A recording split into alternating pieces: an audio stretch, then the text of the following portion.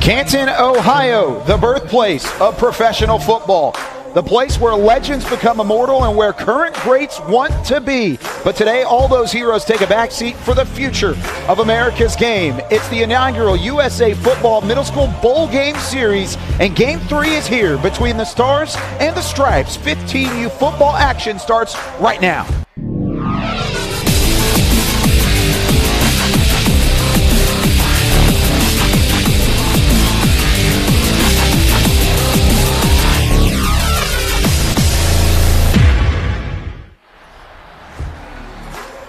Beautiful Tom Benson Hall of Fame Stadium in Canton, Ohio. It's the birthplace of professional football, but today it is all about the future. It's the Middle School Bowl Game Series presented by U.S. Football and the U.S. National Team, but also powered by Game On Sports. Hello, everybody. I'm Kyle Yeomans alongside Nick Laupia, soon to be joined by Al as well. And this is an outstanding matchup because not only is it the eldest of the middle school players, but it's also a preview of high school stars for the next couple of years.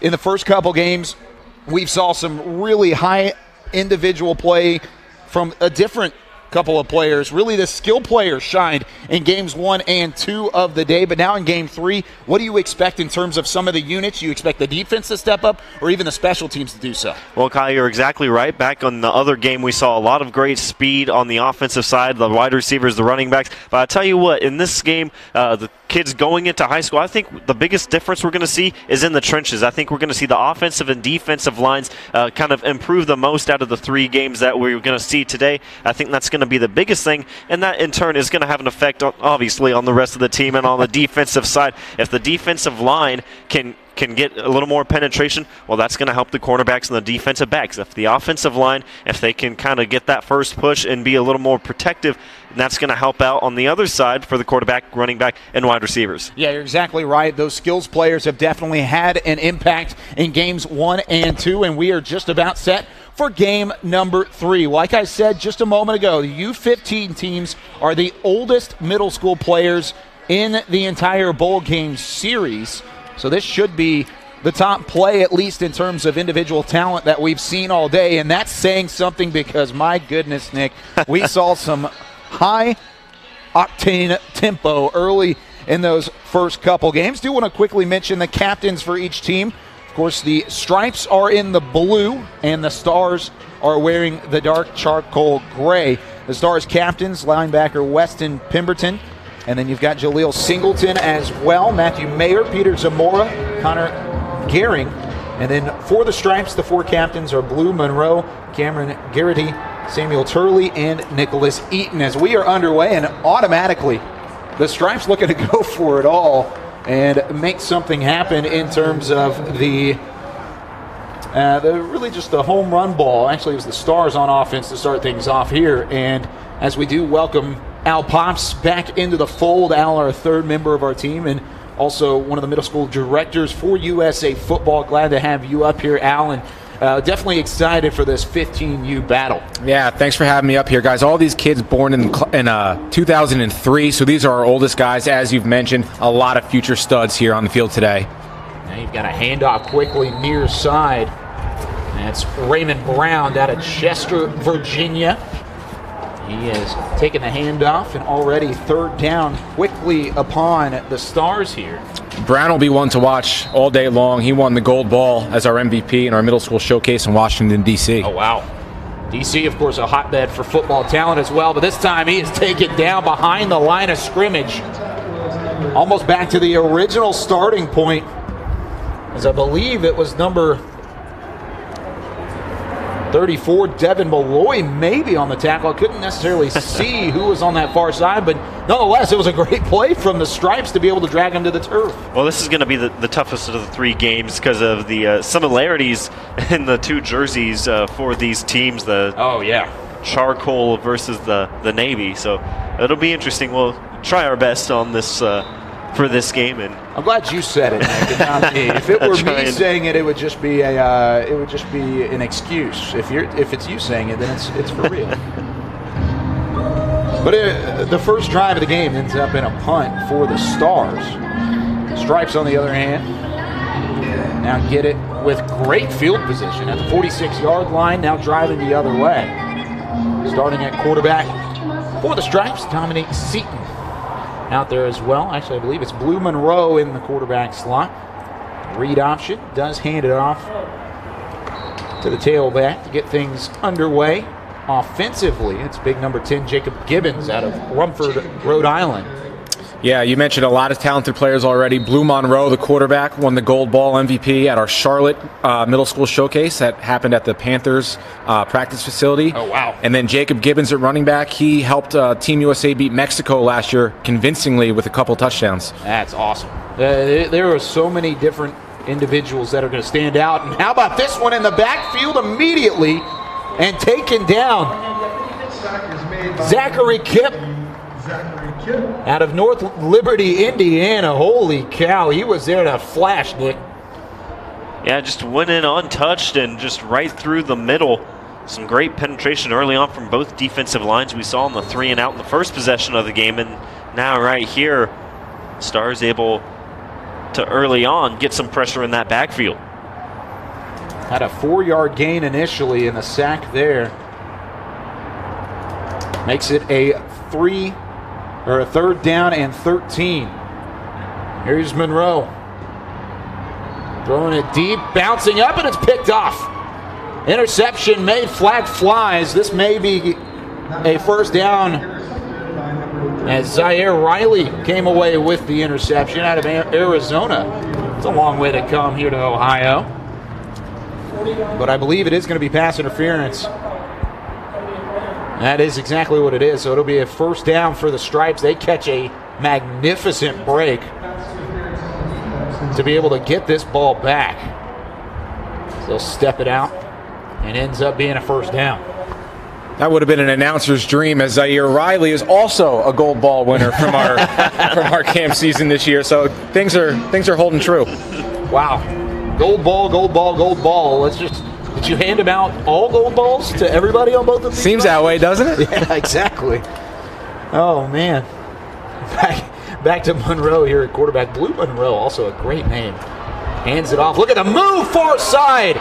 First down, and Maury's got some more room to work in. He lays a hit before he gets pushed out of bounds. Oh, man, Gibbons. Jacob Gibbons, he's 5'3", but he does not play like it. He runs downhill, and you can see why. Shifting from right to left, losing a potential tackler, and then any other tackler that tried to take him on in a gray jersey will watch out. It's not going to go well for you, and he showed exactly why just then. Again, he rumbled for 2 touchdowns this past January against Team Mexico, showing that he hasn't lost a step yet. Yeah, he has definitely not lost a step by any means. He is impressive. That one going for about 25 yards. Monroe not going down just yet. He finally is wrapped up in the backfield. As Blue Monroe is wrapped up. Already 29 yards of rushing on 2 attempts for Jacob Gibbons. Out of Rhode Island, 37 states represented throughout the U.S. football bowl game series. That 37 mark will go up in a couple weeks whenever USA football packs up and goes to Texas. Frisco, Texas will host the next bowl game series for the middle school ranks, as this one goes just wide. 3rd down and 11 on the way. Yeah, you weren't kidding about that number going up. We have kids coming from Hawaii and Alaska to Texas. So there's no doubt we should hit all 50. That's a long way to go. Game On Sports, of course, out of the DFW area, as we will be covering that game as well. And I'll tell you right now, Alaska and Hawaii, that's a long way. I thought us coming to Ohio was a long way to go, but there are some Arizonas on here. There are some Californias. They definitely put us down on the list for sure. How about Monroe trying to make something happen with his feet, almost trying to stay upright, almost able to break free. He does get about a 6-yard gain on the QB scamper. And 4th and 4 on the way. This is right in that interesting territory where you could punt or you could end up trying to make a longer field goal here at the middle school ranks. And it looks like they are going to go for it on a 4th and 5 is the official total.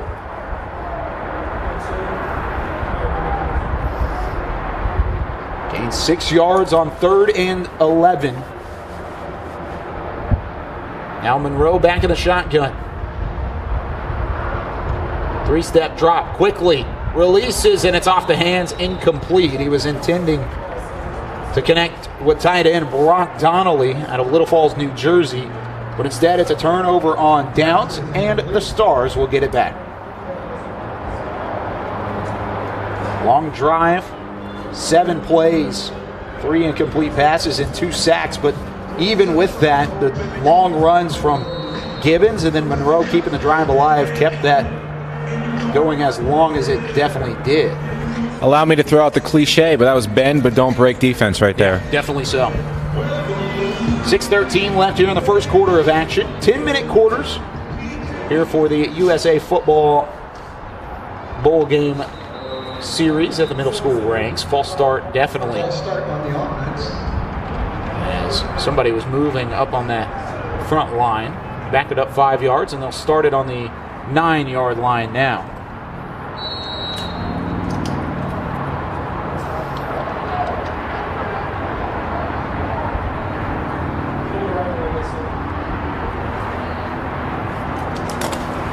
Quarterback back in the shotgun. Takes a high snap, hands it off right across his chest. Line with that sweep. And once again, they are not shying away from giving the ball to Raymond Brown. Brown, however, is wrapped up just after gaining about 1.5 yards. It'll be 2nd down and long after the penalty and this short yardage gain. Interesting note, the quarterback right now, Peter Zamora, was at the same Charlotte camp as Blue Monroe. So both starting quarterbacks for these teams went to the same regional camp. A lot of talent out of that North Carolina rank. Zamora on the move, almost got that one intercepted. Very close call for the Stars as they almost handed it over. Jihad Wilson out of Indianapolis, Indiana. When you talk about the talent that's come out of North Carolina, how about the talent from Indiana? We had a couple scores from Indianapolis natives, and then also a big sack from an Indianapolis native, and I believe one of our MVPs was an Indianapolis native. I could be wrong. Actually, I think I am wrong on that. But nonetheless, a lot of good talent out of Indianapolis as well. Long throw. Zamora looking for it all, overthrows everybody. There were a lot of Navy jerseys in the vicinity there. I don't know who he was trying to go for because there were also 3 gray jerseys right around that same area, but it is going to be 4th down.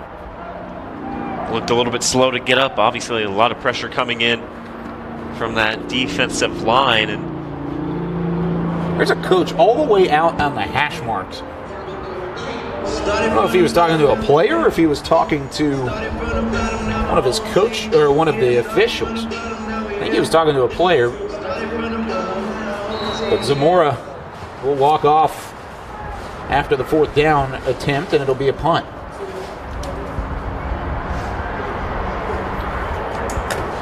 Long punt ends up right around the 45-yard line, so just about the same spot that the Stripes started their last drive at.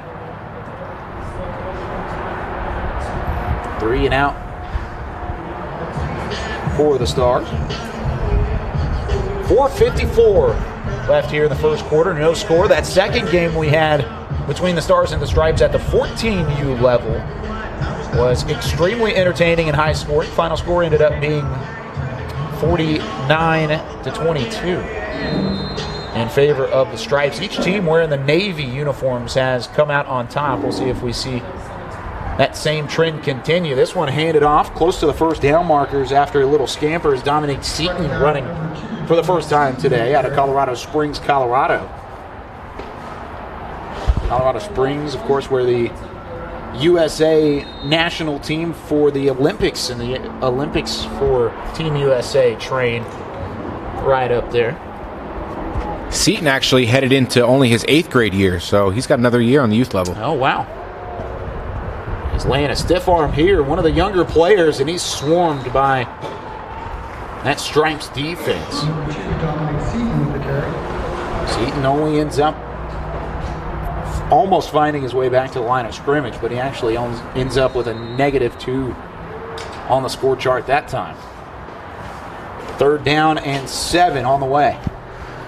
Big Jira Mays in the middle of that D-line. nowhere to go.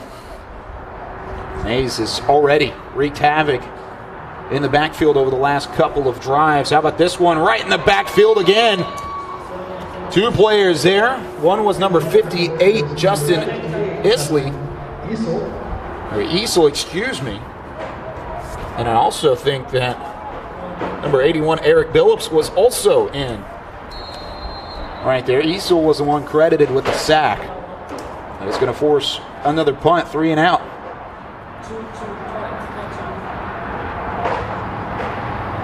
Three returners back. Of course, punts are dead here at the middle school level. So no returns on kicks, no kickoffs either. This one's going to be reeled in right at the 21-yard line. Back and forth, these two teams go defensively with the stops. Nick, you and I talked about it in the open. We expected the trenches to play a role, but right now it's really been the defense and the defensive line outperforming the offensive line, and that's really been the factor so far here at the U-15 level. Yeah, both defenses right now being just a little more physical and getting those early jumps. They're getting in the backfield very early on, but a couple of good runs on the Stripes side of things. But overall, just like you said, the defenses have been the aggressors of the two lines on the field. We'll see what the Stars can do here. Their second possession of the ball game, their third possession of the ball game. I beg your pardon. Starting on the 21-yard line, and believe it or not, it's their best starting field position all day long. Get a little bit of blocking in front of this guy, and you may have some room to work with. As that time, like we talked about, Adam Martian out of East Providence, Rhode Island. He is a stud on the outside, and he has got some burner speed as well. As Marchak could get some room to work with and get some extra blocking in front of him, he could be off to the races pretty quickly on blink of an eye, and all of a sudden you see the Stars up on top if he's able to do so. They put him in motion again, handoffs right up the middle, and stopped pretty quickly is Connor Gehring, Auburn, Pennsylvania native. He gets close to the first down marker, but it is going to be third and very short. Connor is an athlete who attended our New Jersey middle school showcase that actually happened inside the stadium down on the field at MetLife where the Giants and Jets play. Lots of great venues. Offsides on the defense, pushes forward for a first down. That's a first down that the Stars have been able to gather throughout the game so far. Only one so far for the Stripes as well. Back in the shotgun, rolling out is Austin Havens, the new quarterback in for the Stars. Excuse me. He completes this pass to Gehring again, who once again gets close to the first down marker. Gary's an intriguing athlete. He's another kid who's only going into 8th grade next year. Wow. Already 6 foot, 165. Also good on defense as a linebacker. So bright future for him. Toss off and to the left. Great play. Behind the line of scrimmage. Down goes Gehring. That time it was big number 87, Cameron Miller out of Hamilton, Virginia. Miller flew in there untouched almost and got into the backfield. Makes it third and long. Heavy dose so far of what we've seen from Connor Gehring. That one over the middle, off the top of the hands of the wideout. Quick chance there for Cameron Garrity to try and make a snag for an interception, but the ball does fall to the turf. 3 and out. And actually one first down for the Stars, but they are forced to punt here. And again, the pressure coming off of the edge from the Stripes forced an early throw. Ends up being over the head or just off the fingertips of the wide receiver. Almost went into some traffic. Again, not able to convert on the third down. Another punt, reeled in by Garrity, and we are once again going back and forth here in the first quarter like two boxers trying to feel each other out. There's that cliche for you, Al, as with 1:09 left here in the first quarter. neither team has been able to find a foothold offensively. I don't expect that to last very long here, Nick. If you are one of these two teams, you continue to pound the rock and try and find an open hole, let your offensive line do some work and find some different camaraderie and find a rhythm together, or do you try and go for the long ball and see what happens with your skills players and utilize the speed here? It could be just my mentality, but I continue to chip away with the run, see what they do, and then set up a pass deep. I agree with you 100%, Al, on that one. I think you try and get your rhythm going, try and open up a couple of lanes on the running side of things, and if you have a little bit of success, then it can open up maybe some open lanes on the outside and maybe a home run ball.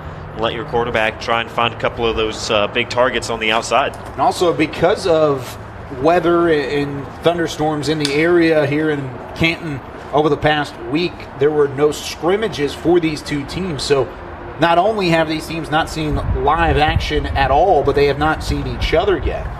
That was the case for our second game as well. The first game between the Pride and Courage, those were the only two teams that have actually seen each other so far. There's that ground game working out for a first down. After the penalty, it doesn't matter.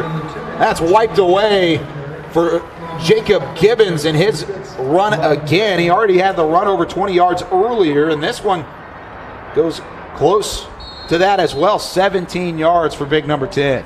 You know what I love about that play is he put his foot in the ground, made one cut, and was north and south again rather than running east and west back and forth. Definitely so. North to south. But he's also got some lateral movement as well. He can move side to side if he needs to as the quarter does come to an end. Still scoreless here from Tom Benson Hall of Fame Stadium, a gorgeous campus right alongside the Pro Football Hall of Fame. Of course, on August 4th, the new 2018 class will be inducted into the Hall of Fame, including Bears great Brian Urlacher, Ravens great Ray Lewis, and then their two teams will battle each other out for a preseason matchup right here on this very same field in this very same stadium. Tom Benson Hall of Fame Stadium, currently only 23,000 capacity, but that's going to be upped as soon as the end zone to our right is completed. That is not even up to that point yet. They're building a whole new hotel back behind the complex. It is really a special, special place. If you're a football fan, you've got to get to Canton, Ohio. And it really has been a great week here for the U.S. national team, culminating with an outstanding day of 3 different games in the middle school bowl game series. And I read an article this week. Peter Schwartz has a son, as this one goes over the top of the entire Stripes team. Blue Monroe had to jump on top of that loose ball way back behind the line of scrimmage. Loss of about 7 on the play. Actually, more than that. But anyways, back to Peter Schwartz. We were talking about the article. He has a son that's involved in the games as well. He's a radio host for CBS Radio up in New York, and he was saying there are a lot of different things that come out of the week, and his son said no place he would rather be. July 4th week with the U.S. colors represented everywhere and in the mecca and birthplace really of American football in its finest form, and that is exactly what this week has been for some of these youngsters. And then an opportunity to play at a stadium like this with the Pro Football Hall of Fame in the background. It is a memory that each and every one of these individuals will never forget. Lyron Young on the carry there. Alexander Perelstein out of Grafton, Wisconsin was there on the tackle. And kind of going back to that, it's a well-deserved kind of week that these kids get. All the work that they put in during the school year. You know, it's really starting in the middle schools. You know, where it starts getting a little more the homework and all that kind of stuff starts amping up, and then they're putting in all this work outside of school. Look out! Blue Monroe's on the loose. Far side, found a hole, able to crash out of the pocket, and he's going to crash his way into the end zone. Touchdown, flag will fly. And this, unfortunately, may be coming back because Blue Monroe just made a magnificent play. Talked about the gold ball that he has had on his trophy shelf for the past couple of months.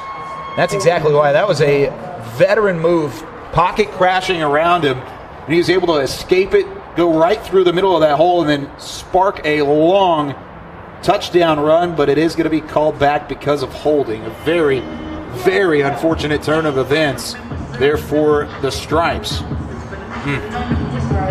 Well, Blue Monroe right there showing the elusiveness and the speed, able to break out, but like you said, the holding penalty will erase that one. And now a very long third down situation for the Stripes after it looked like they had struck first. All of a sudden, a daunting task here on 3rd and long.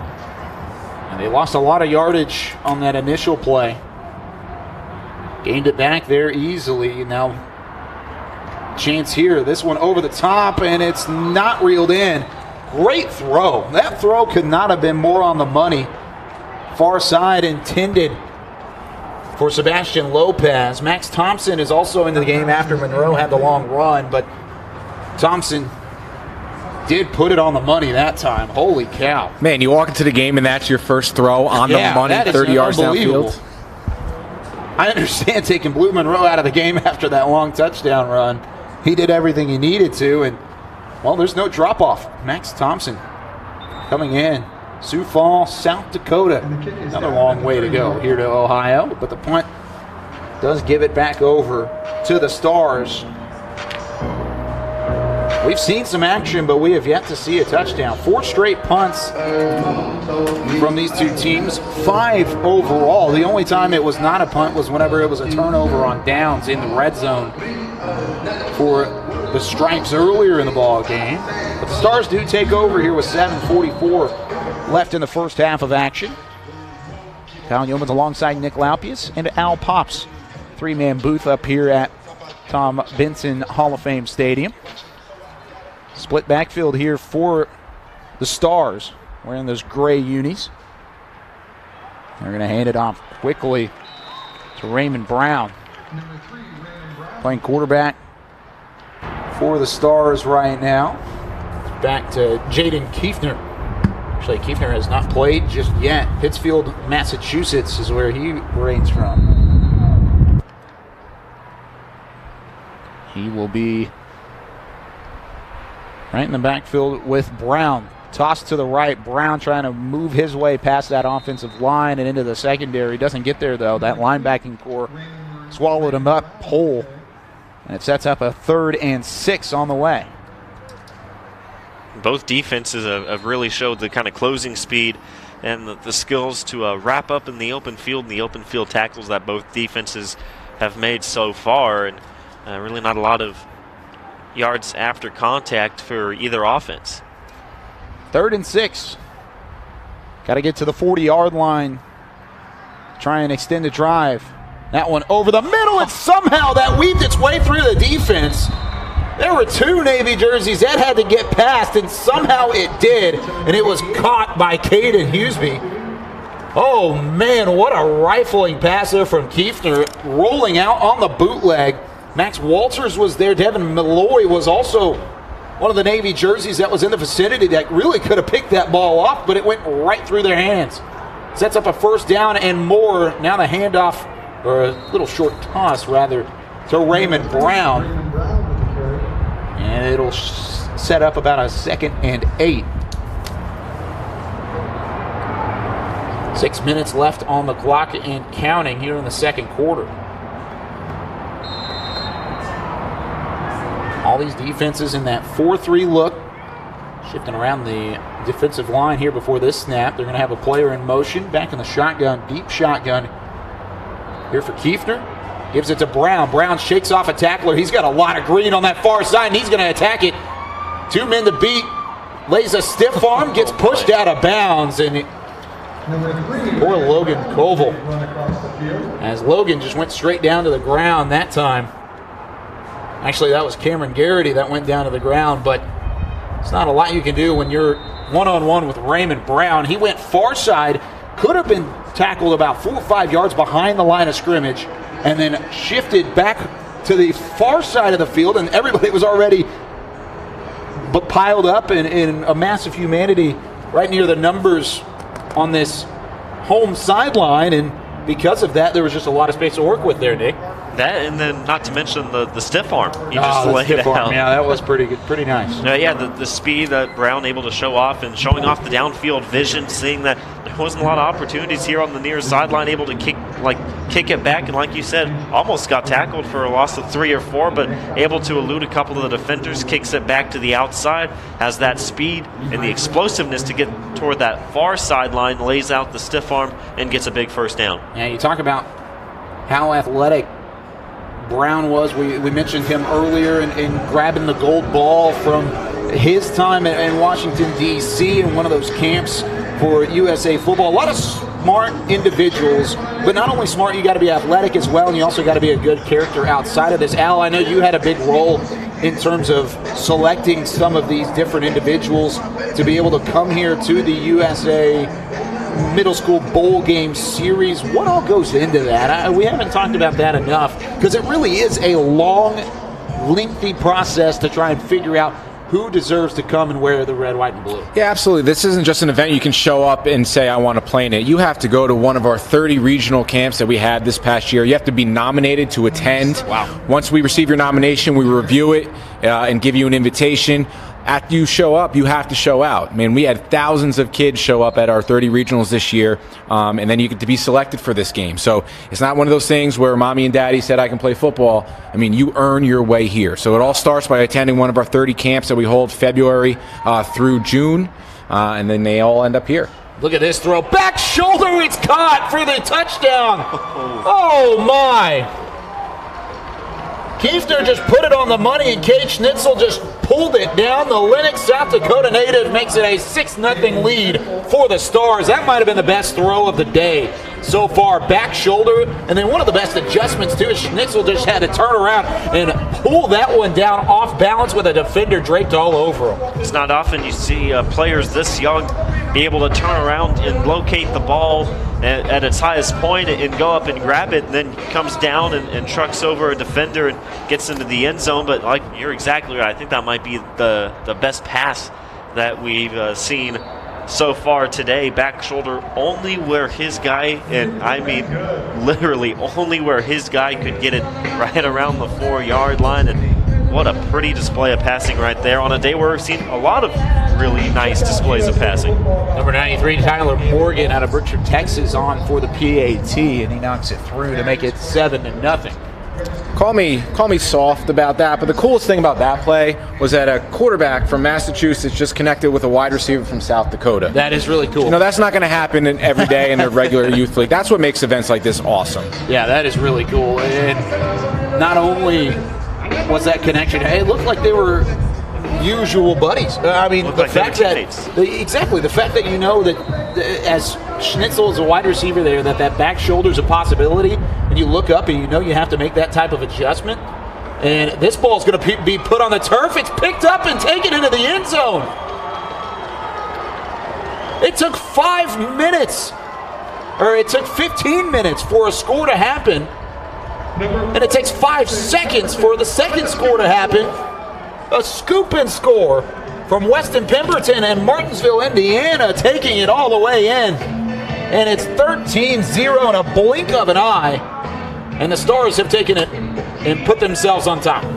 Well, Kyle, like we talked about in the open, the line play, the trenches, battle in the trenches, I think was going to be the biggest determiner. And right there, we saw about 3 gray jerseys on the quarterback pretty much as the ball was snapped, and able to force the loose ball, and then the scoop and score by Pemberton. There's another Indiana product right there. You were talking about a lot of talent from Indiana those first 2 games. Another Indiana native able to get the touchdown, and just like that, 14-0, like you said, in the blink of an eye. Holy cow. I mean, that was not even funny how close together those 2 scores were, because you even talk about the touchdown throw.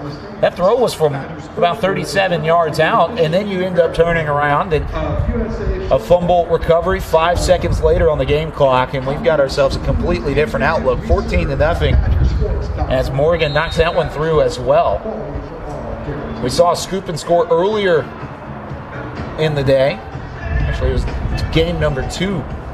But that was late in the game. This is at a huge point and then in this ball game.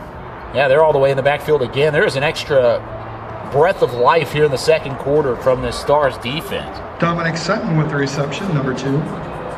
Saw a defensive player in that first game as well, actually, with a scoop and score. Lockamy, who ended up with the MVP as he took one in for a score, touchdown-wise.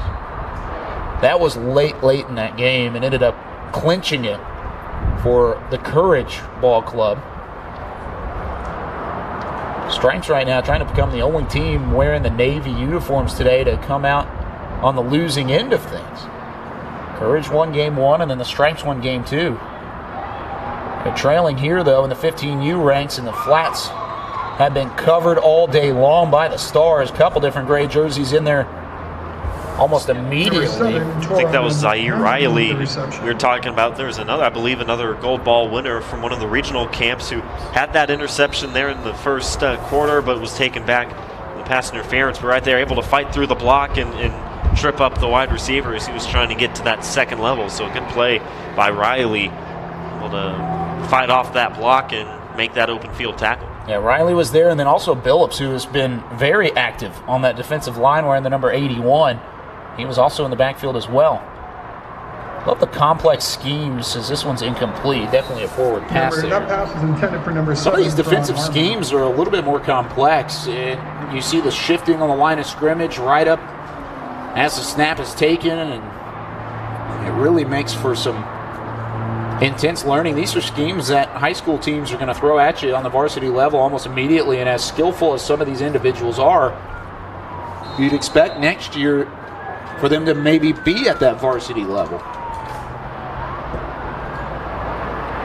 2.5 minutes remaining here in the first half of action. We'll have a 15-minute break at halftime, then we'll come back with a scoring summary and get you set up for half number 2. This one's going to be corralled by the Stars right at the 46-yard line. The punt not helping the case so far of the Stripes. They've punted every single time they've had the ball, or they had the turnover on downs earlier in the game.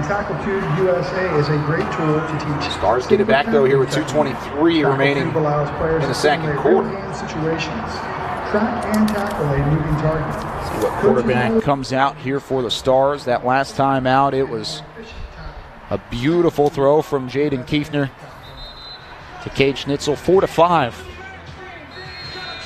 for the score.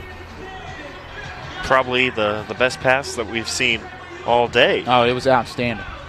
Over a couple of cornerbacks and right where only his receiver could pull it down.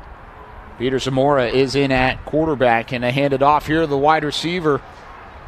Far side, Adam Marshett again, who's also been very active. They love giving him that wide receiver sweep, and he does get pushed out of bounds after a gain of 14 on the play. He's another athlete we saw at our Baltimore regional camp, and you know, when I first saw him, I thought, man, this is a perfect slot receiver, but here they go giving him the ball in the backfield. Yeah, he has been active. That's the third or fourth time that they've done that. They might do it again here. They do fake it. And instead, they give it to Brown. Brown bounces to the outside, goes to his left, and he's pushed down on the sideline in between the yard markers as well. Got a gain of 4. We'll give him 3 on the first down play. 2:14 and counting. Clock is stopped currently. A 14-0 lead for the Stars, who have it currently on the 28-yard line.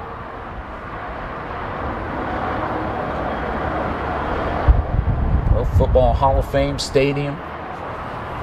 Second year of its newly renovated site. Of course, they still have a little bit more to go. So the timeout's called with 2:12 on the clock.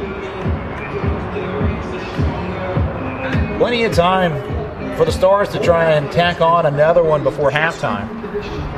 If you're the Stripes here, though, Nick, you've got to get a stop and then think about putting any kind of points up on the board that can help you out going into the halftime break. A little bit of momentum on your side.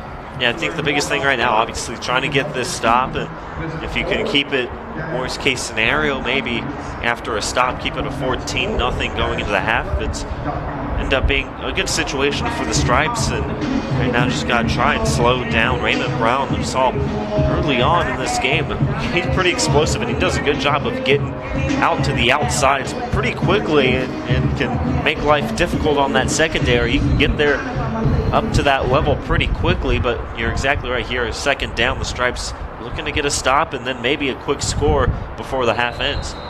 Good play there from Zamora. Had to range out, was under pressure, but he does find Brooks Bortle. Number 13, As Bortle was able to get both hands underneath it to make a grab there. Bortle was the MVP of International Bowl this past January. Walked home with a U.S. National Team Championship belt. Oh, wow. Good-looking player.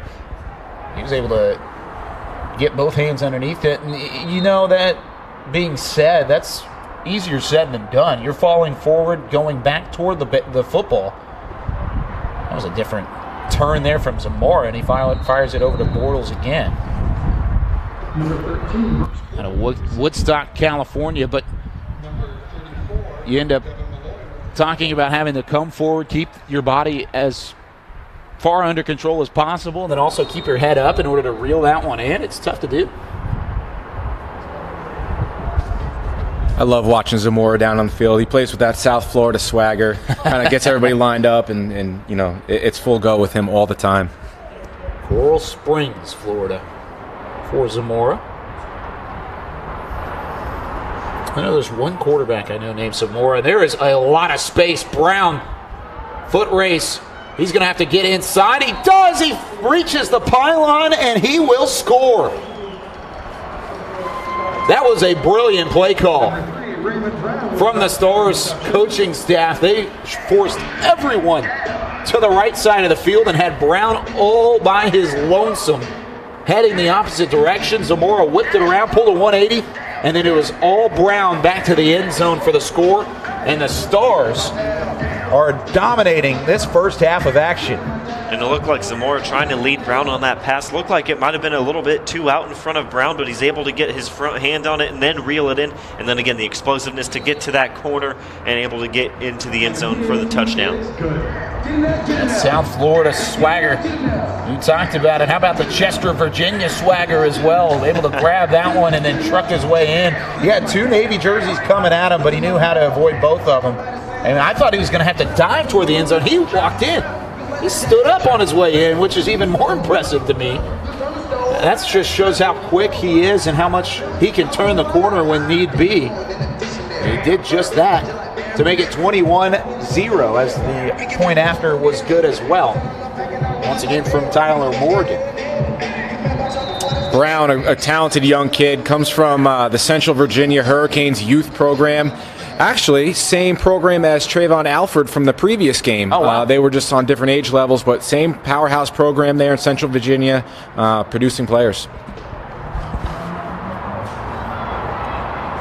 You know, we were talking earlier about these individuals and playing in the shadow of the Pro Football Hall of Fame. So many legends have been in this stadium.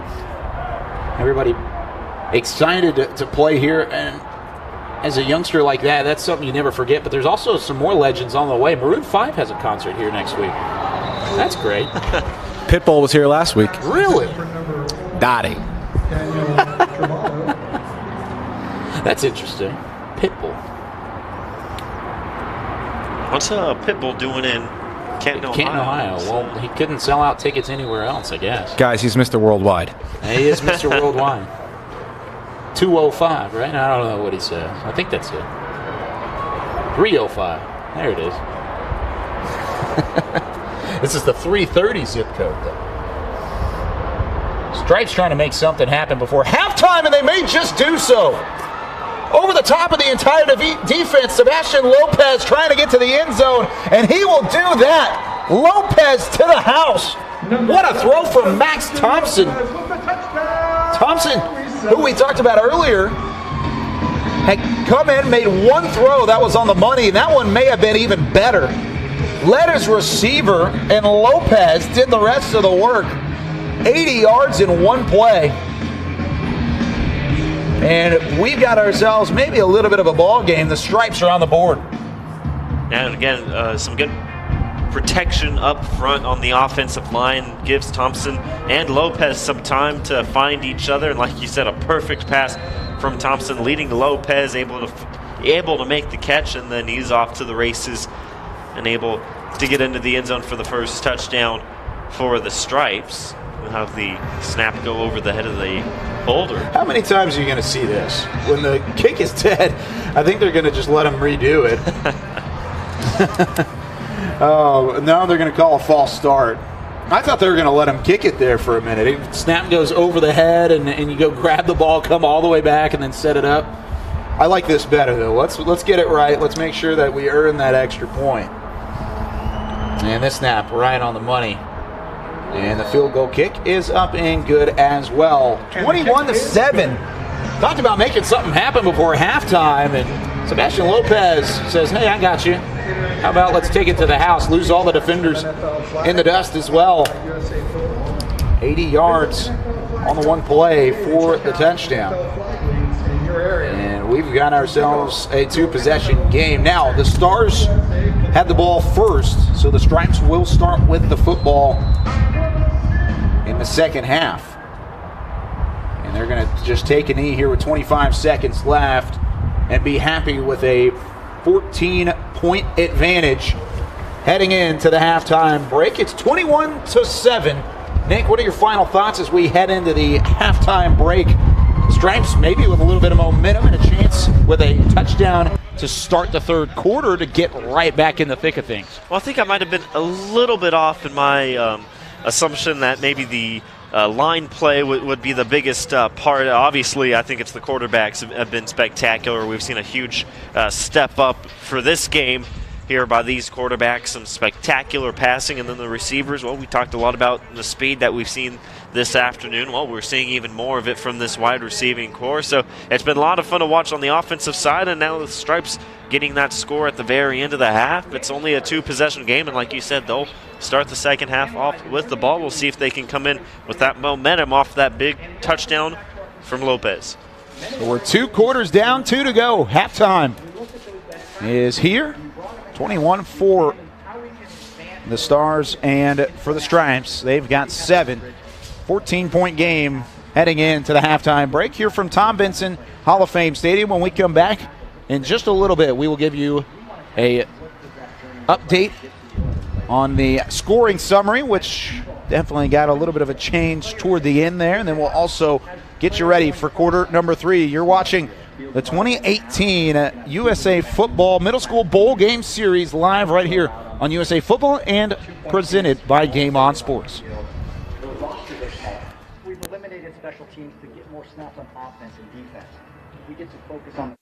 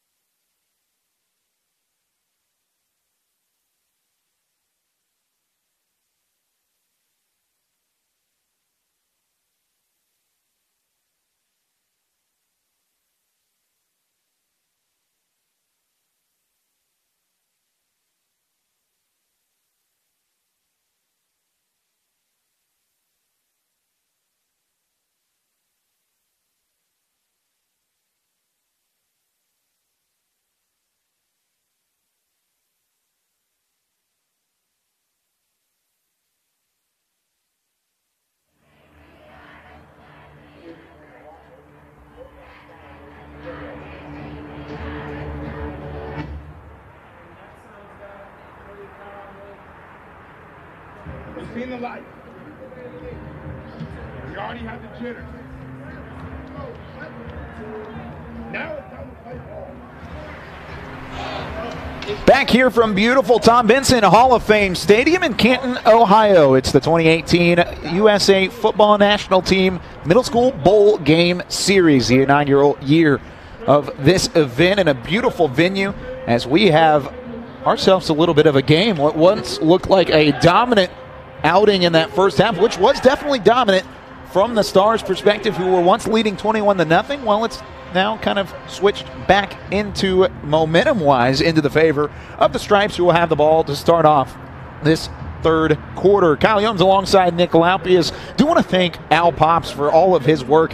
He is now on his USA football duties side of the day, as he will no longer be up in the booth with us, but he has been outstanding in helping us prepare for what an awesome event this has been for the Middle School Bowl Game Series. Do want to run through the scoring summary so far. Talked about the dominant start for the Stars. They started off with a touchdown in drive number 3 of the day. They had a touchdown pass from Jaden Kiefner to Cade Schnitzel, an outstanding throw on the back shoulder, spinning, grabbing it was Schnitzel as he barreled his way into the end zone. And then just 3 seconds later on the game clock, it ended up turning around and fumble from the Stripes' perspective on play 1 of their drive, and then it only took a couple seconds from the 20-yard line in for that one to scoop and score its way to a 14-0 lead. They then tacked on another one with a Raymond Brown touchdown run, and then right at the end of the half, as we get started here in the third quarter, already a quick run here from the Stripes, and Jacob Gibbons, the running back that we touted very highly in that first half, but we talked about how the Stripes really needed something to happen, Nick, at the end of that quarter, and they finally got that type of play. Max Thompson threw it all the way downfield to Sebastian Lopez over the top of the defense, and Lopez took it to the house. That was just a couple minutes, or really just a couple seconds before the end of the first half. Now they get the ball back here. It's Gibbons in the backfield, and he breaks away from a wimpy tackler, gets 3 yards on the play before he's pushed out on the home sideline to make it 2nd and 7.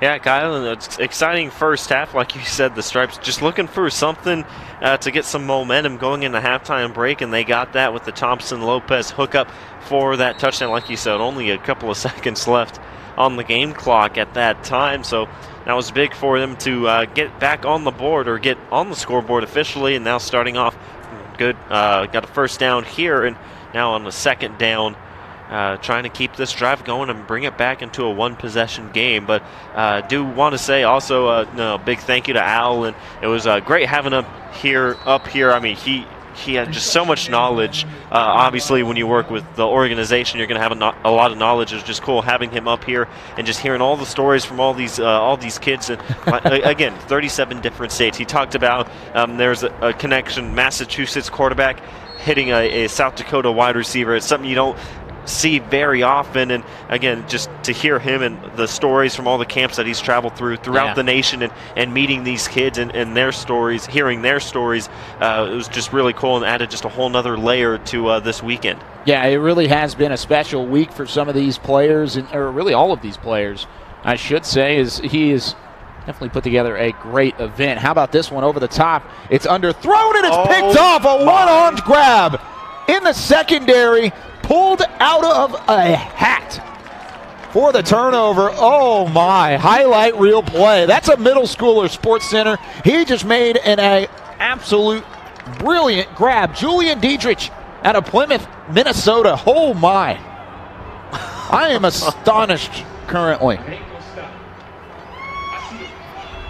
Hashtag SC Top 10.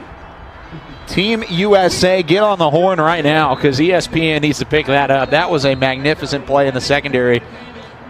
The ball underthrown a little bit, but I thought if somebody was going to have a chance at the interception, it was going to be the other safety. I had no idea that Dietrich even had a chance to make that grab. That was an Odell Beckham-like grab right there. It almost looked like he used 3 fingers to reel that one in. Climbing the ladder, brings it in with one hand, and able to hold on to possession as he goes to the ground. A huge play, gives the Stars their first possession here in the second half, and stifles the Stripes' momentum that they had coming out of the halftime break. Wow. Julian Dietrich with probably the play of the day. And we've had some outstanding plays already, but that was impressive. Third and very short. At the length of the football. No, they're going to give it to him. First down here for the Stars as they move the chains for the first time here on this drive. Austin Havens in at quarterback out of Asheboro, North Carolina. Not to be confused with Asheville, North Carolina. Different ashes that way.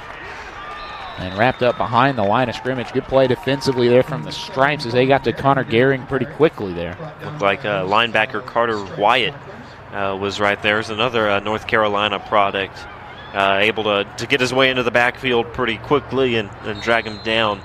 And we've seen a little bit more penetration in this game from both defensive lines. Been doing a lot of living over in the opposing backfield. Yeah, they've definitely stepped it up since those first couple of touchdown drives.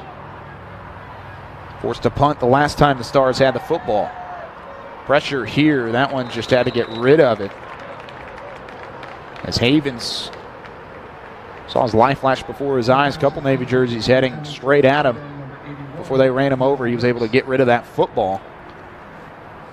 It's going to be 3rd and about 15 from the 38-yard line.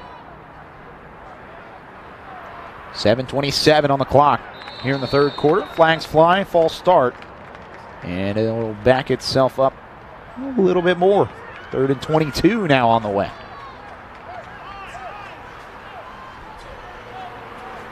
Actually, it's going to be about 3rd and 20, excuse me. Yeah, Connor Gehring in the backfield.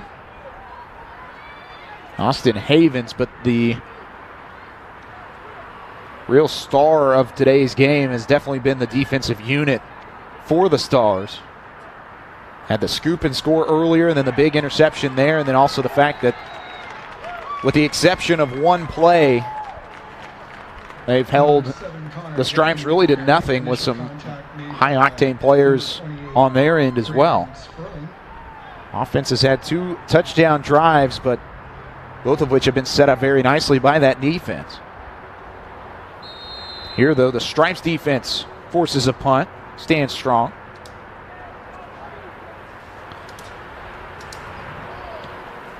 And the Stars will get it back. That one grabbed by the Stripes.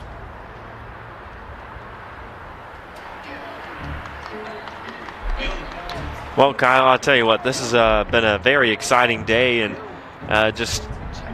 again, I'm just so impressed by just all the talent that these young kids have. It's really incredible, and again, talked about all the work that goes in throughout. Like he said, the camps that go around the nation starting in February, and then you have this whole week getting to meet a lot of people from all over the country, 37 states represented here this week, and it's just really a cool experience. And I tell you what, these kids are making the most of it. We've seen some spectacular plays throughout the week, and from some kids that the youngest born in 2005. It's kind of crazy to start thinking about that. It wasn't too long ago, and these young kids out here making some spectacular plays, and obviously pretty soon we'll be seeing their names and hearing their names pretty often. I know Al was talking about it earlier with the states being represented, 37 states, and he thought it was really cool earlier in the game when Kiefner connected the schnitzel for, that sounds like a Boston dish, Kiefner schnitzel, or a German dish, I guess would be the way to say it. But anyways, whenever Kiefner connected with schnitzel for the touchdown pass, he said that's a Massachusetts quarterback connecting with a South Dakota wide receiver. You don't see that in youth football normally. Like, that's what's special about this event. But I think another thing that is really extremely, extremely cool about especially the Canton branch of this middle school bowl game series is the fact that the past of football and pro football, legends of the sport meet up with the future of the sport. And I said it in the open, but I think that's one of the coolest aspects about having this event held here in Canton, Ohio, is you see the past legends. We got to walk through the Hall of Fame yesterday. Current legends are also on showcase, definitely throughout the entire exhibit there. And then you turn around and have the opportunity to play on this field. It's pretty incredible. That one bounced up in the air and it's picked off right on top of the Hall of Fame logo. It hit off the hands of Sebastian Lopez, and Singleton came down with it. Jaleel Singleton out of Waldorf, Maryland, was able to make the grab. Wow. Pinball action right there off the defender or off the receiver's hands and then right into the arms of the defense. Another turnover from the Stripes gives the Stars another possession. 5.5 minutes to go in quarter number 3, still 21-7.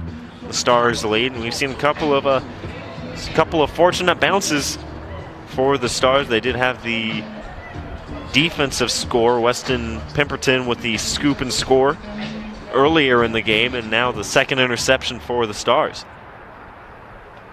Yeah, 3 turnovers now forced by that Stars defense. Stripes have struggled to get into the end zone. That one play, and I think it might have been the same play call that the Stripes did score on earlier with Thompson.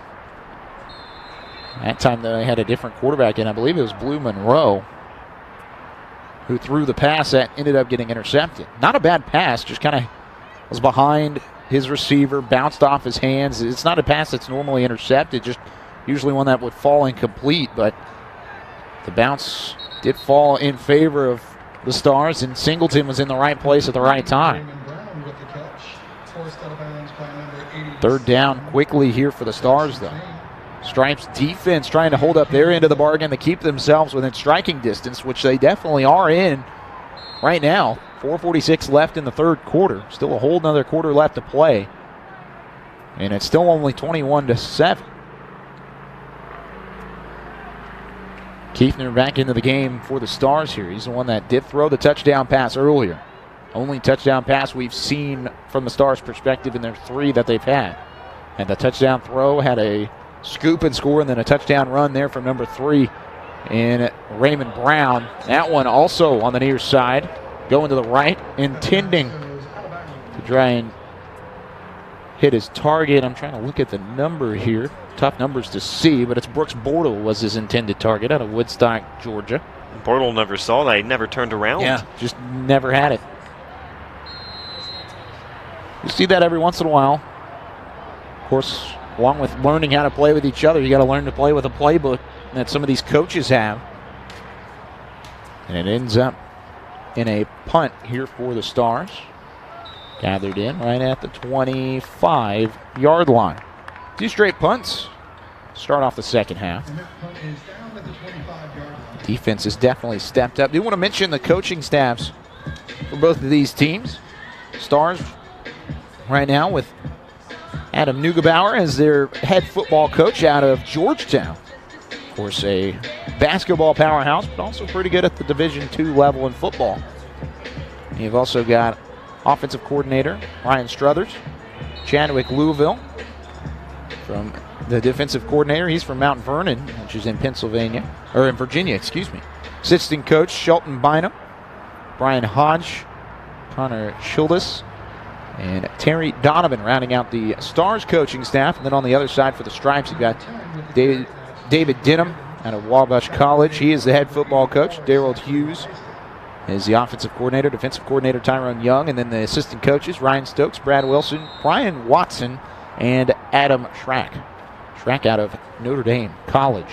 Not Notre Dame, Notre Dame College. I know you're a big Fighting Irish fan over there, Nick Laupius, but Notre Dame College, which is also in Ohio. Oh, is it really? It is in Ohio, yeah. That's how I knew it wasn't the actual It wasn't the University of Notre Dame. It said Ohio. That one out of bounds.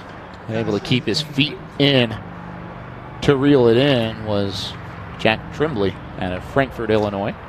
Yeah, but talking about the coaching staffs here, and that's obviously the biggest part of this whole week and these camps. You get this, all these upper-level coaches, all this upper-level coaching for these young players to take that talent that they already have and just try and utilize it and be more effective.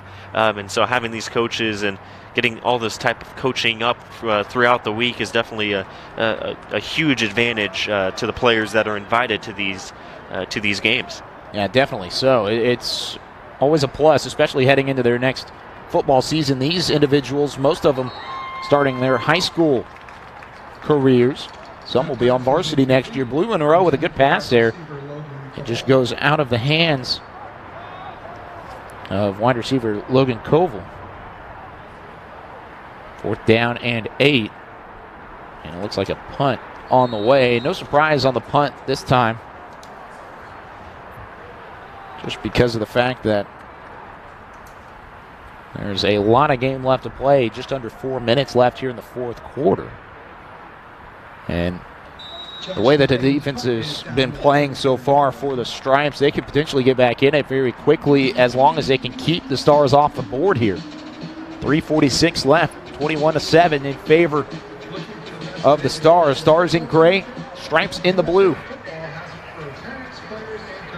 Trying to go away victorious here from Canton, Ohio, the end of a long week. Players have been here for about 6 days or so. Some of the USA football crew, we were talking about them yesterday, they've been here for almost 11 days now. Yeah, I think so. Crazy. 11 days to try and make this event happen, and they have done a magnificent job. Players staying and eating their meals over at Wabash College. Off on the other side of Canton. Kent State also in the vicinity. This one out of bounds again. Brown's definitely had a heavy dosage in the backfield. Brown, Connor Gehring, two of the only running backs on the entire roster. Only 2 running backs. Which is surprising because we've seen a lot of different running backs throughout the first 2 games, but here in the 15U level, only the 2 for the Stars. For the Stripes, you've got Dominic Seaton that we've seen, Torrin Harmon, Jacob Gibbons. Gibbons has had a great game. They've got 3. Looks like a timeout called here. Talk some things over. 3:40 left on the clock. USA Football created Heads Up Football, the nationally endorsed player health and safety program. USA Football, first year of this event like we talked about here in Canton. Middle school bowl game series. And we'll also have a Frisco leg, which is in Frisco, Texas, at the home of the Dallas Cowboys headquarters, called the Star in Frisco. You and I have had the chance to broadcast some lacrosse from there, basketball from there. The Conference USA tournament was held in that vicinity. We've done some football games as well with a couple different Texas high school football teams down there. And there's a lot of great talent in that area. That promises to be an outstanding game from an outstanding venue there as well. It's a little bit different, I think. We were talking about the atmosphere and the different ambiance of being with the Pro Football Hall of Fame, but being with the Dallas Cowboys, that is a magnificent thing in itself as well. And the Star in Frisco is a premier, not only practice facility, but it's to me, I think it's the ideal place to hold a football event underneath the college level. Youth football, high school football, it is the perfect venue to do so, and that's going to be a lot of fun as well. You can catch that one here on USA Football, and then also presented by Game On Sports. Nick, you'll be along for the ride there, along with another one of our good friends, Zach Wolchuk, will be on the call for that. Zach is watching back from Dallas currently. That should be a magnificent weekend in itself. July 22nd is game day, but a week leading up to that of practices at UT Arlington, where that will be held. Punt forced again here by the Stripes defense, though. Spiraling punt. Corralled right at the 49-yard line. They'll give it to him at the 40. 39. Switching it back and forth. 3:15 left here in the 3rd quarter.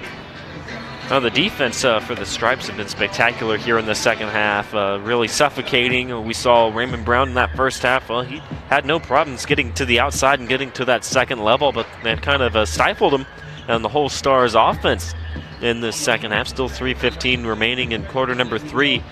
No scores yet here in this second half, when we see the Stripes now another opportunity to try and pull within one possession. Their defense is standing tall now. See if the offense can get some more points up on the board. Wide receiver in motion. You've got the quarterback in there that has had the most success throwing the rock so far, and that's big number 6, Max Thompson. Sioux Falls, South Dakota. Long way to go. I wonder how far that would be from here in Canton.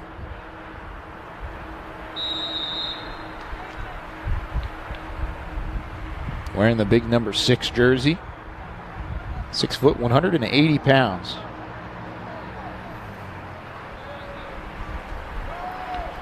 Sioux Falls, South Dakota, 960 miles away. That's a 14-hour drive, if you were wondering. That pass is caught by number 11. Well worth it, though, to be able to play with some of the best of your age group and get the coaching, play at the Hall of Fame Stadium, go see the Hall of Fame. Yeah, definitely so. It is a great week for youth football, especially with these players knocking on the door of their high school level. How about this one, running for a first down and getting past the marker on 3rd and short. Max Thompson had the pocket collapse right around him, but he's able to gain at least enough to move the chains, and it keeps the drive alive now in the enemy territory, trying to knock on the door and make it a one-possession game. Huge conversion there. Thompson showing off a little bit of the speed, and then got a little bit of extra help from the defense. So one defender kind of pushed him past that marker, but they'll take it. Now getting into the Stars territory. A minute and a half to go in the third quarter. Looks like a false start. A couple of players on the Stripes moved a little early. That's one of the ones where you're, as an official, you make the call on the mic and you say, false start, everyone but the center. Everybody was going there. Had the hard count from Max Thompson back behind in the shotgun and threw a couple of Navy jerseys off just before the snap. 1:11 left here in the third. Clock continues to run. 1st and 15, back into their own territory past the midfield marker. 3 wide receivers. He's got Harmon, to his right. Throws this one toward the original line of scrimmage to about the 45-yard line, or it's pushed out of bounds. Complete pass there to Ryan McPherson, one of the tight ends out of Brick, New Jersey. Brick, like a clay brick. Like a brick. Like a brick. He's a brick. You got it. Is that a song? The Brick House? Oh, yeah. I was hoping you would finish it for me, but you never did. Left me hanging there. It's okay. I'll give you a pass. You're a lot younger than I am. 2 years. 2nd down and 8. This one's handed off up the middle. Good yardage already there from Harmon. Not close to the markers, and it's definitely a 3rd and manageable. About the same distance to the first down marker that the Stripes had the last time when Thompson was able to run for the first. That might be the final play here in the third quarter. Actually, no, it looks like the Stars... You're going to rush to the line. Yeah, the Stripes are going to rush to the line. Stars got to make a stop here on 3rd and short. 5 seconds left. The snap is off in time. Throw to the right. Good play call. It's caught. One broken tackle and finally pushed out of bounds at the 27. The clock does run out in the third quarter, but as we head to the fourth, the Stripes are definitely threatening to get right back in the thick of things. 21-7 to score here.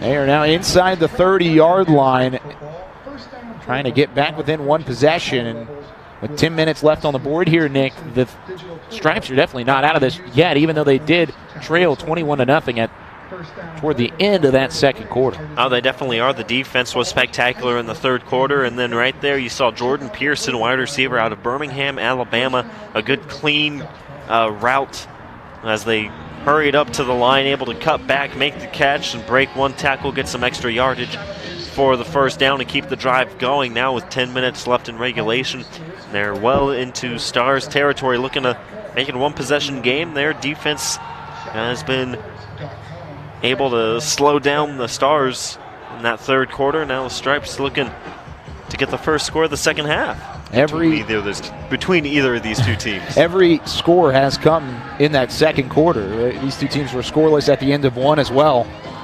Second quarter, 21 points for the Stars, 7 for the Stripes, and now the Stripes trying to flip the script a little bit. They can get a score here and another defensive stop, then they've got momentum and a chance to tie the ball game up. Plenty of time to do so. They'll start the fourth quarter, fresh set of downs, and the 28-yard line in front of them. Handoff up the middle, nice move. Shifting through a couple tacklers and then barreling through a defender. As once again, Jacob Gibbons showing off the speed and the shiftiness to get around some potential defenders. I do just want to mention this. Nathan Sullivan just checked in out of Minneapolis, Minnesota. Haven't called his name a whole lot, but I am going to call it for this. He just ran into the wrong huddle. Gotta love that. Well, these jerseys are confusing. They're very close together. Here's Gibbons again on the run. Don't mean to call out the young man, but I definitely did. I don't blame him. I don't either. I think I would do the same thing.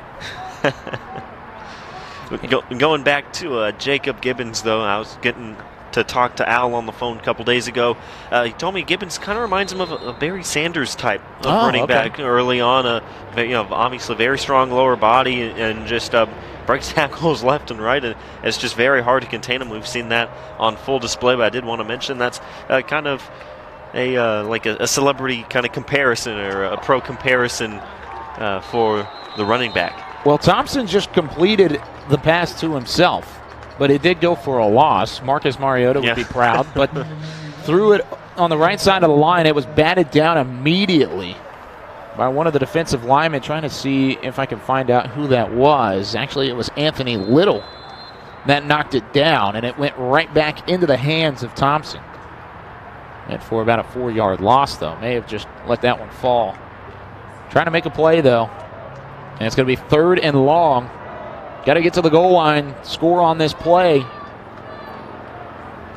Important play right here for the Stripes. It's put on the ground. Thompson trying to heave it to his tailback. It hits the turf. And they're trying to call for intentional grounding on the near side. I don't think so. There's a receiver definitely in the vicinity, but it does set up a 4th and 14 to get to the goal line. Looks like they are going to go for it, and if they are going to go for it, they're going to need to have more protection on the offensive line than that last play. That defensive line for the Stars is definitely barreling down, trying to get a sack here. Almost looked like a miscommunication on the offensive line. There's a couple of defensive linemen that were able to work just right on through one touch. So I know we talked about that in game number 2, that these teams they only have 1 week together, so especially being on the offensive wide open line. Receiver, he got him! On 4th and 14, got to get to the goal line. They do just that, and it's a connection that happened earlier. For the Stripes, it's Max Thompson to Sebastian Lopez. Lopez takes it in again, his 2nd reception, both of which have come out of the hands of number 6, and we've got ourselves a one-possession ball game. Well, that's exactly what you called for. They needed better protection. They got Thompson a little more time, and then Lopez, this is just a streak to the end zone. He's able to beat his man cleanly off the line, and Thompson able to find him, throws it over the shoulder, and Lopez able to make the grab and run to the end zone for the touchdown. One-possession game. 4th and goal on the 14. Having the play call, confident enough to go for it, and that coaching staff did just that, and Thompson delivered to Lopez for the score, 21-14, as the point after was good as well. And my goodness, David Denham Wabash College head coach definitely pulled a rabbit out of the hat there. It's the same sort of play, just a lot shorter yardage that they scored on the same time, or the same way earlier in the ball game. Same two individuals on that seam route right up the middle, and got to give credit to Thornton or Thompson as well, putting that one on the money. Now the Stripes get a chance to make a stop defensively. Stars got to answer on offense. And wide receiver sweep, ball pops out, but I think he was down beforehand, and the whistles do blow. Back at quarterback is Peter Zamora. He's had some outstanding drives led so far. Can't help but think if somehow Zamora is able to power his team to a score here, that he would be right up at the top of that MVP caliber list. He's got Connor Gehring to his left, 3 receivers to his right. The lone receiver on the near side, all by himself, but closer to the line because of the way that this field is set up for the Stars. Gives it in the flats to Gehring. Takes it about 3 yards, and it's going to be a 3rd and 7 on the way. Stripes have forced 4 straight punts against the Stars. Last touchdown came just before halftime when Brown was able to rumble his way inside the far pylon. 6:04 and counting left in the ball game. Stripes taking their time, or the Stars taking their time rather. Here in 3rd and 7. Quick drop. Throw near side, it's complete. One move, breaks past the 30-yard line. It's a 1st down. And the Cade Schnitzel again, who had the touchdown reception earlier, gets a big 1st down.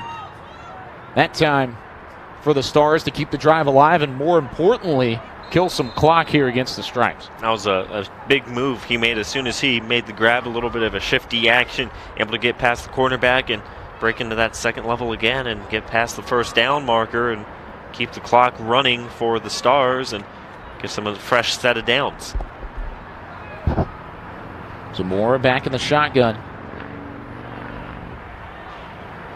Tailback on his right, hands it off. Spin move, breaks away from a tackle, gains about 4 yards on the carry before he's chopped down by that Stripes defense.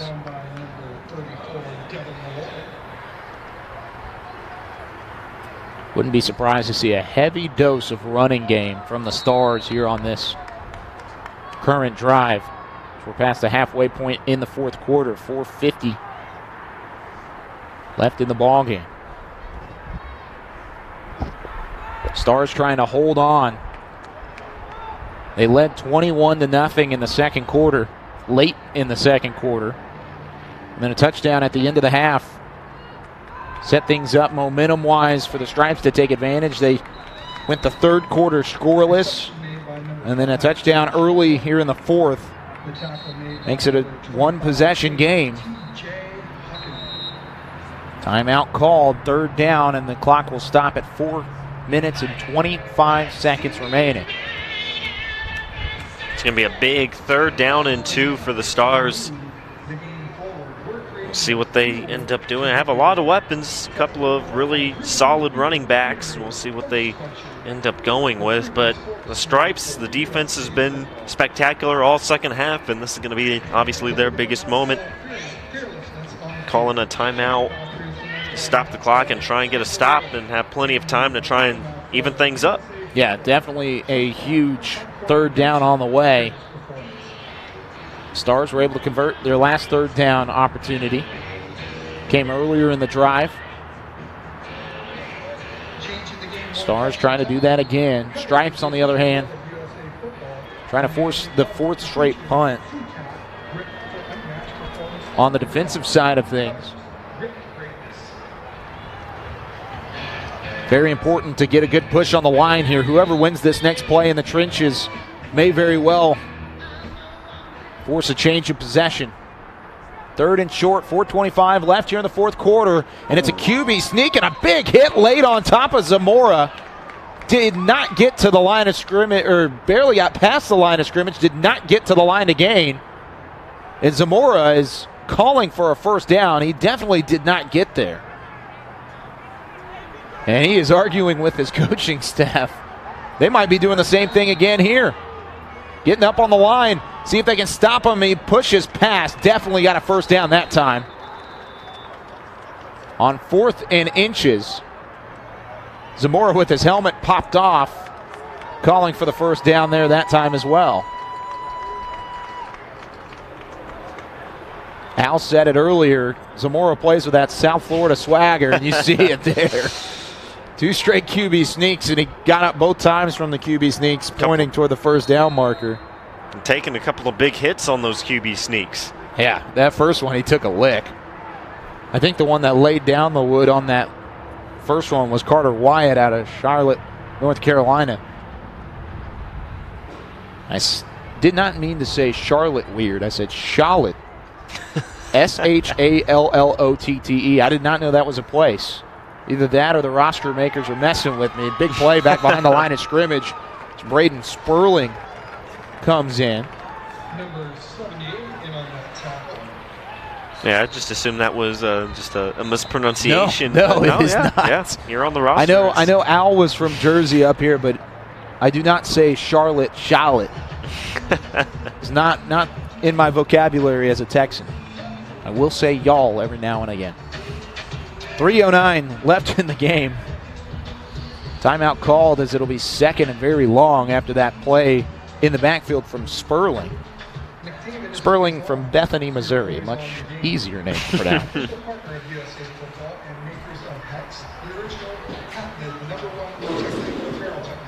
Feel free, if you are from Charlotte, North Carolina, to comment on the Facebook profile. I'll go back and read it later. I want to know if I'm saying that the right way or not. I might be emphasizing it a little bit too much to. I think you might be fixating on this. I am, actually. I'm very interested. I'm going to look it up. I'm going to learn the history of the town afterwards. I'll be on the plane ride back when we leave, and we got to drive to Cleveland after this to catch our flight. But on the way there, I'm gonna look up Charlotte, North Carolina. Not Charlotte. Charlotte. I am amazed, honestly. That might be the biggest thing that sticks with me at the end of the day. Second and long, excuse me. Handoff to Brown up the middle. I almost lost that football. He was able to get a second hand on top of it and cover it up before it popped out. He carried about 3 defenders, about 3 or 4 yards right there. Raymond Brown. We've already seen he is a strong young man. 6 foot, 175 pounds, but he is lean. Lean, mean, running machine right up the middle. That time he only got about 3 yards, though, and it's going to set up a 3rd and 13. Much different situation than the 3rd and 4th down chances that the Stars had their last time on this drive, and the final timeout is taken by the Stripes. This is a crucial 3rd down play. Now, what could play into the advantage of the Stripes is that with a 3rd and long situation, you would expect maybe the Stars to throw the football here. With 2:59 remaining, even if they run it and they get stopped short, there's going to be about 2 minutes and 20 seconds on the clock for the Stripes whenever they get the ball back in order to try and tie things up at 21. Back in the shotgun, Havens. Takes the snap, rolls right, breaks back left. That's the same play that Brown was able to score on earlier, but this one falls short as Havens just didn't get it to him, didn't get enough on it, and it is an incomplete pass, which stops the clock at 2 minutes and 53 seconds left. So there will be even more time on the clock here for the Stripes. Plenty of time, even with no timeouts, to drive about half the field in order to make something happen. That's a good punt, though. All the way to the 28-yard line. That ball is caught by number 3. And so it is going to be a little bit longer. Great punt from the Stars' perspective that time. Tyler Morgan out of Brookshire, Texas, is able to pin back the Stripes, who need a touchdown and the point after, might I add, to tie things up at 21. They, at one point in the second quarter, late in the second quarter, trailed 21-0. Since then, they have scored 2 straight unanswered. BAT was good on both. 14 points and a rocket. This one zinged to the near side, completed easily. As Lopez reels it in, he's the one that has been on the receiving end of both touchdown passes, but both have come from Max Thompson. Blue Monroe is the quarterback in the game right now for the Stripes. Monroe getting the call from the coaching staff on the far side. 2:38 left. 1 pass, 1 first down. Because he was out of bounds, the clock does stop at 2:38. Low snap. Monroe's going to take it himself. He had one run earlier that went about 60 yards for a touchdown, but it was called back for a holding penalty. This time he only gets a couple on the scamper. 2 receivers to his left, 1 to his right. He's got Gibbons in the game at running back. Takes a lick here as he lets this one fly, and Monroe hits the turf. Gibbons missed his blocking assignment that time, Nick, and just couldn't recover. Yeah, right there, Zachary Isaac, defensive lineman coming in, just kind of running over everyone, pushing down Monroe. It's a big play from defensive lineman out of Waldrop, Maryland. 6 foot, 200-pound lineman. Sets up 3rd and 8. On the way here for the Stripes. Stripes on the game, 4 for 9 on 3rd down conversions. They've been pretty good at it. Most of those have come either in the second quarter, late in the second quarter, or here in the 4th. Have a chance at it here. Backing up, it's going to be a QB tank himself trying to run out. Ball comes loose. It's on the turf. They're going to call him down. That would have been another scoop and score for the Stars defense. Instead, it's going to be 4th and very long. The sack was there regardless, and it looked like that play was doomed from the get-go. That defensive line broke through and was in the backfield before really anything could happen for Blue Monroe, trying to range out to his left. He had a long way to go to find some open room in order to try and set his feet and make a throw. So we hit the 2-minute mark. This is a crucial play to keep the game alive. No timeouts left. 4th and 15. Pressure over the middle. Throw is incomplete. Huge play across the middle. Jaleel Singleton, who had a pick earlier in the game, was able to lay the hit on top of Lopez. Lopez couldn't hold on as he went to the ground, and it's a turnover on downs, and the Stars may have just clinched it.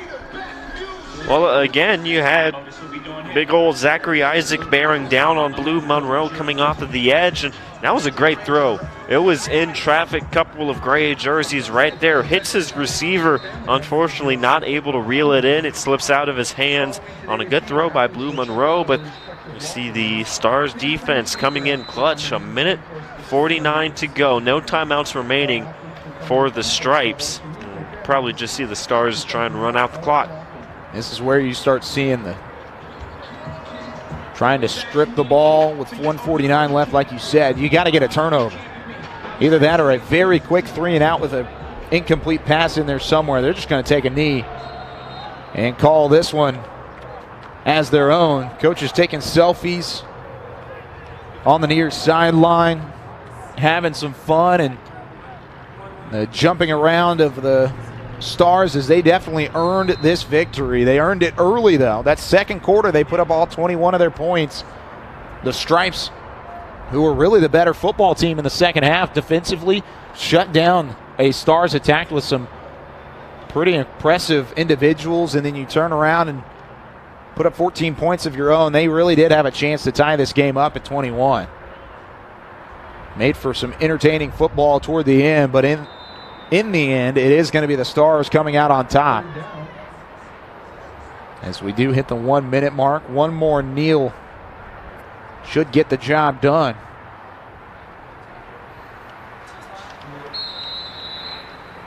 .52 seconds left and counting.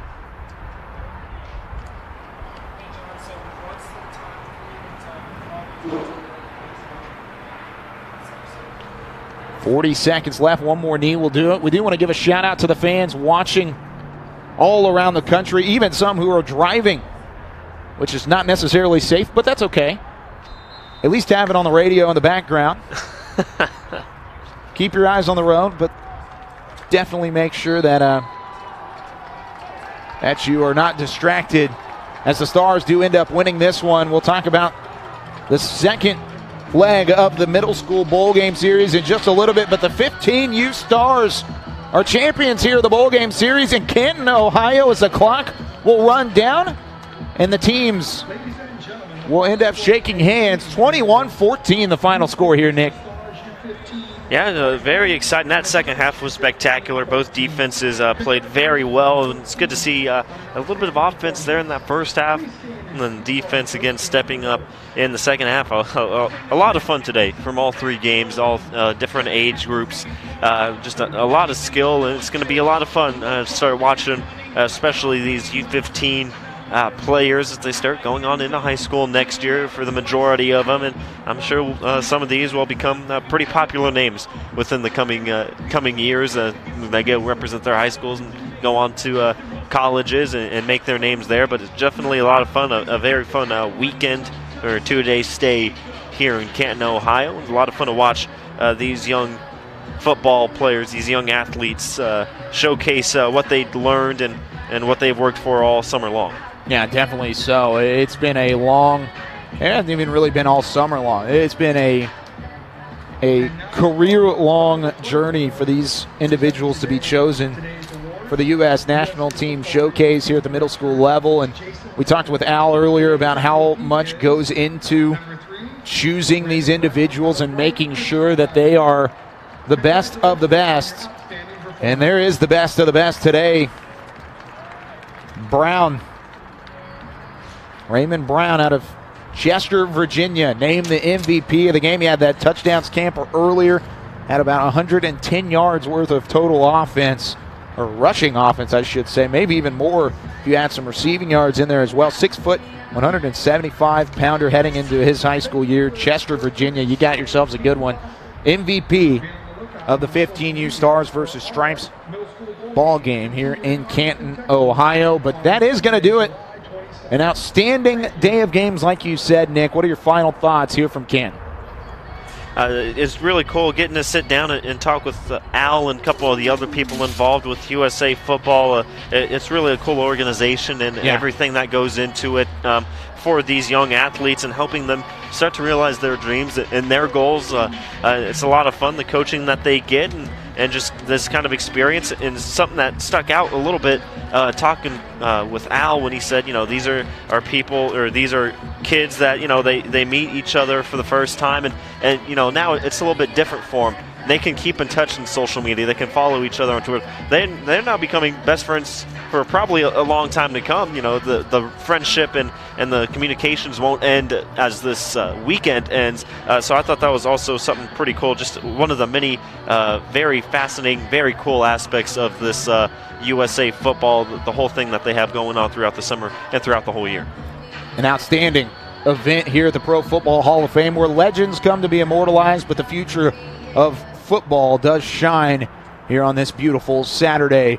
Once again, do want to thank everybody involved in this Game On Sports Productions broadcast and the USA Football broadcast. Do also want to remind you about the Frisco leg of the middle school bowl game series that comes up. Game day is on July 22nd. You can catch that right here on the live stream as well. I'll be alongside Zach Wilczuk for the call on that one. Nick will also be there as well. We are very excited to bring you that one from Frisco, Texas, is where that one will be. The headquarters of the Dallas Cowboys, playing host to some incredible talent also at the middle school ranks throughout the entire country. But that is going to be a wrap here from Canton, home of the Pro Football Hall of Fame and Tom Benson Hall of Fame Stadium. For Fred Garner, for John Knoll, for Silviano Moncada, and our director Troy Gooder, for Al Pops, who has also been an outstanding help for us all week long, and for my partner Nick Laupius, I'm Kyle Yeomans. Once again, the final score, 21 for the Stars and the Stripes, 14. Thank you for watching, and so long from Canton, Ohio.